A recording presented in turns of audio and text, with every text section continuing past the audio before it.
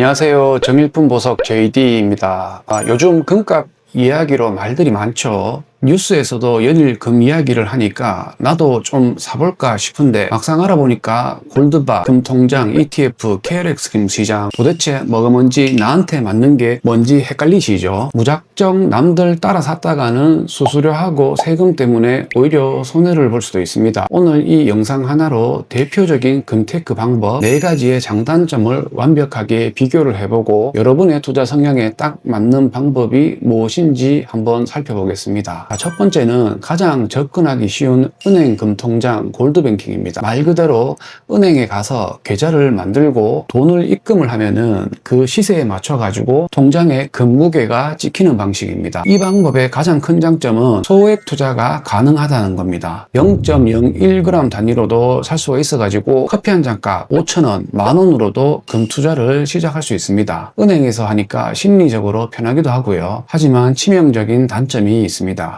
은행 예금과 달리 이자가 붙지 않고요. 무엇보다 나중에 돈을 찾을 때 수익금의 15.4%를 배당소득세로 내야 합니다. 게다가 사고 팔 때마다 은행에 한 1% 내지는 그 비근한 정도의 수수료를 내야 합니다. 그래서 금통장은 큰 수익을 기대하기보다는 금 투자가 처음이신 분들이 소액으로 감을 익히는 용도로만 추천을 합니다. 자, 두 번째는 주식 좀 해보신 분들이 선호하는 금 ETF입니다. 주식시장에 상장된 금 관련 지수를 주식처럼 사고 파는 건데요. 장점으로는 스마트폰으로 언제 어디서든지 쉽게 거래를 할 수 있다는 게 가장 큰 장점입니다. 증권사 앱을 쓰니까 수수료가 저렴하고 현금성도 아주 좋습니다. 내가 팔고 싶을 때 바로 팔아서 현금화할 수 있죠. 단기적으로 시세 차익을 노리는 분들한테 유리합니다. 하지만 이것도 종이금입니다. 내 손에 진짜 금이 들어오는 게 아니죠. 그리고 국내 상장금 ETF의 경우에 금 통장과 마찬가지로 매매 차익에 대해서 15.4%의 세금을 내야 합니다. 열심히 수익을 냈는데 세금으로 떼이면은 사실상 남는 게 별로 없을 수도 있습니다. 세 번째는 많은 분들이 모르시는 숨겨진 보석 KRX 금시장입니다. 한국거래소가 운영하는 공식 금거래 시스템인데요. 2014년에 만들어진 제도입니다. KRX 금시장의 가장 큰 매력은 세금 혜택입니다.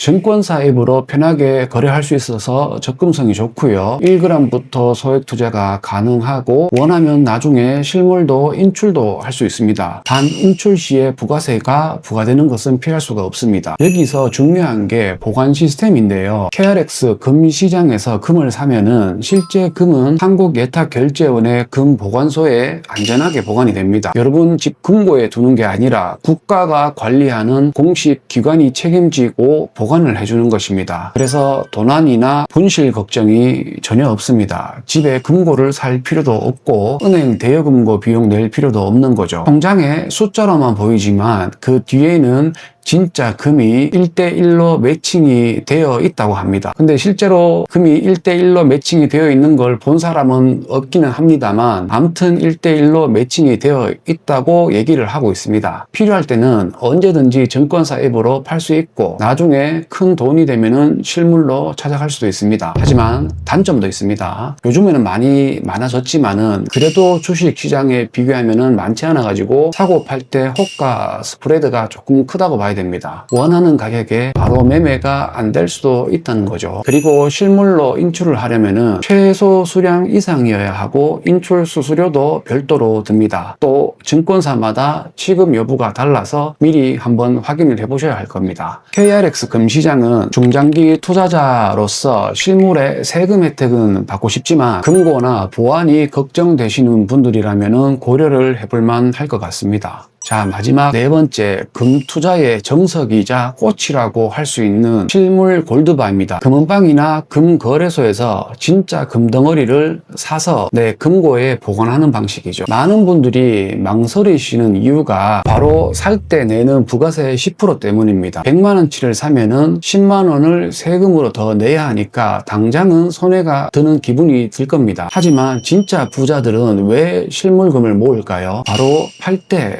세금이 빵원이기 때문입니다.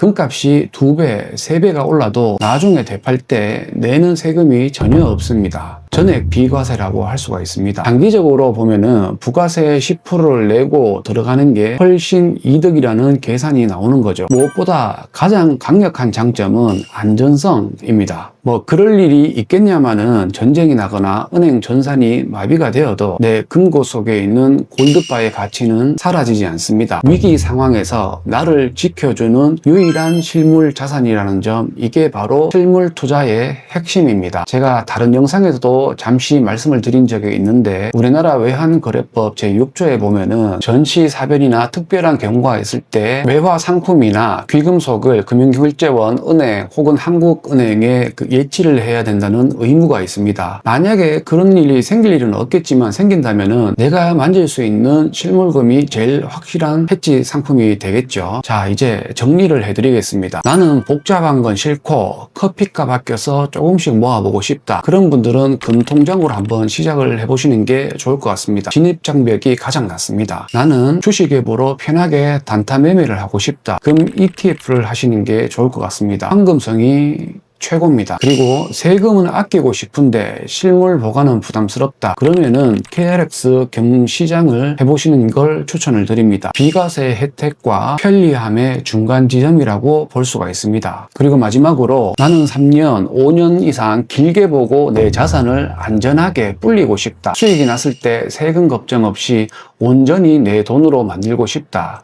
이런 분들은 정답은 무조건 실물 골드바입니다. 투자의 목적에 따라서 도구는 달라집니다. 단기냐 장기냐, 편리함이냐 안정성이냐, 세금이냐 황금성이냐, 여러분의 상황과 목표에 맞는 방법을 선택하는 게 가장 중요할 겁니다. 오늘 내용을 바탕으로 현명한 선택을 하시기를 바랍니다. 제가 운영하는 정일품 보석은 중소벤처기업부에서 인증받은 100년 가게로서 삼성금골에서의 정품 골드바와 실버바, 그리고 순금 장신구, 주물금 등을 정직하게 유통 판매하고 있습니다. 궁금한 점은 댓글로 남겨주시면 좋을 것 같습니다. 좋아요 해주시고요. 구독, 알림 설정 부탁드립니다. 지금까지 정일품 보석 JD였습니다. 감사합니다.